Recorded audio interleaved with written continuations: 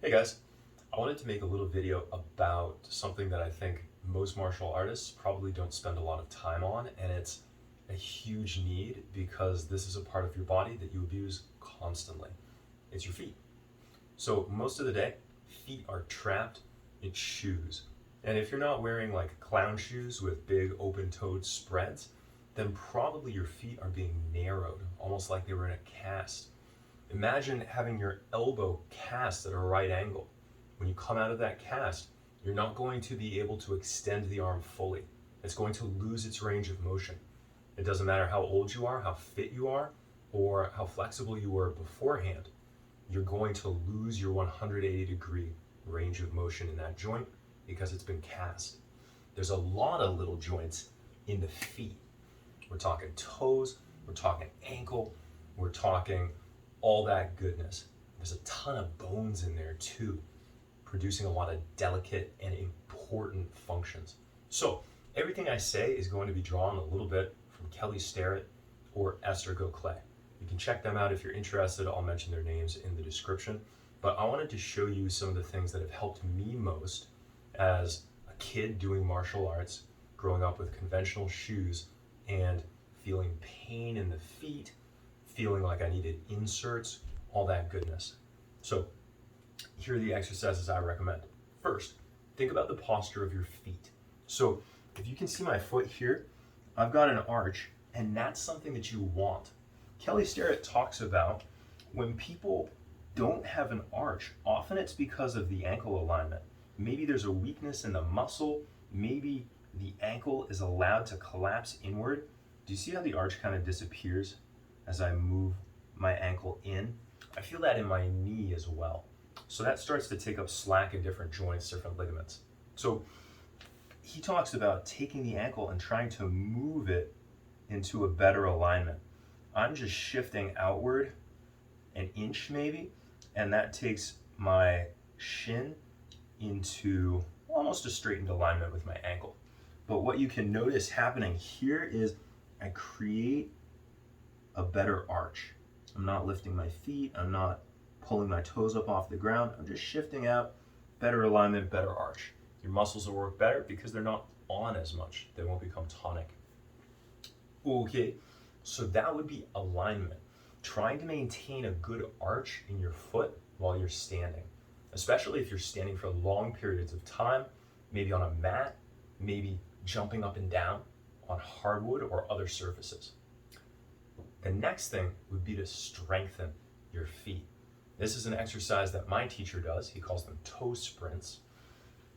You stand and you pull with the toes and then release. Pull, release, pull, release. And you can see again, that's focusing on the muscles responsible for maintaining a good arch. So as I pull, my arch becomes more pronounced. I'm not just feeling it in my toes, I'm feeling it in the musculature on the bottom of the foot. And then I open. Pull and open. Pull and open. So we're encouraging the muscles to work in a better position.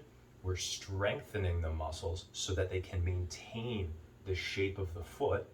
Usually, maybe not always, but usually lack of arch is a weakness in the muscles since they're responsible for maintaining the arch.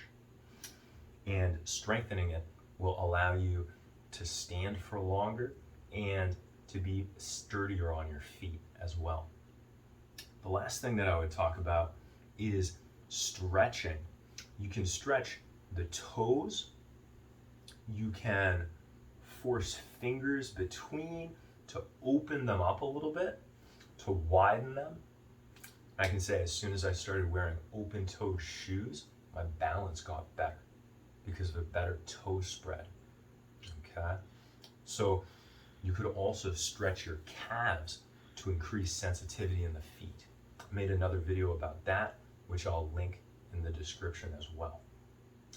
I said that was the last thing, but there's actually one more. And this is something that I do throughout my day. I have a couple different devices here. This was a present from my in-laws, which is awesome. It's a little foot massager.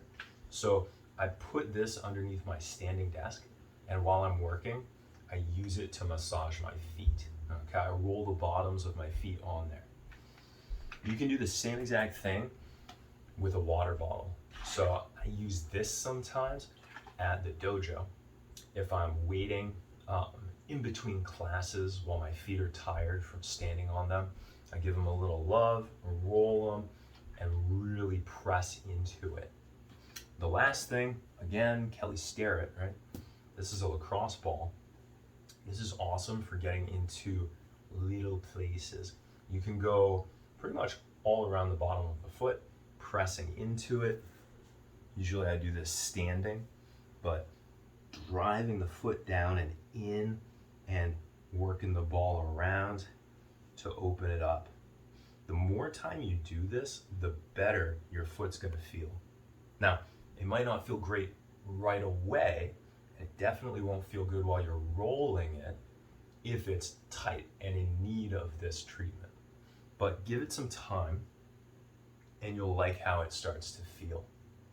Okay? Sometimes things get worse before they get better.